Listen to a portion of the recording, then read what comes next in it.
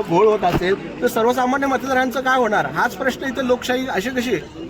सर्वसाधारणपणे नवी मुंबई महापालिका शाळा क्रमांक 94 मध्ये आम्ही मतदान करायचं. यावेळेला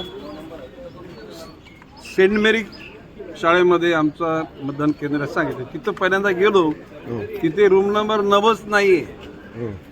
इथं आल्यानंतर तिथे रूम नंबर 9 आहे म्हणजे केंद्र क्रमांक, परंतु त्या यादीमध्ये आमचं नाव नाहीये. आता सेंट मेरीमध्ये आम्ही चाललोय, शोधतोय मतदान करायचं की नाही.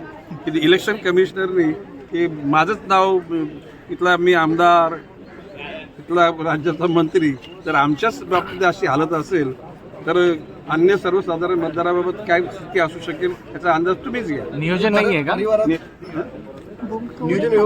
नियोजन निश्चितपणे व्यवस्थित नाहीये. संपूर्ण परिवाराच्या मतदानाचं नाही, आता आमच्या कुटुंबातले 3 ठिकाणी एकाच बिल्डिंग मध्ये राहणार आहे आम्ही बालाजीमध्ये. काहींचं इथं आहे, काहींचं सेंट मेरीमध्ये आहे.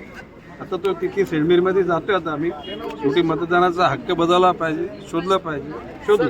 सर, हा मनमानी कारभार म्हणावा लागेल. कारण काय झालं की प्रत्येक वेळी मतदान मोजणी केंद्र पण जो आहे तोही एकच असायचं किंवा 2 असायचे.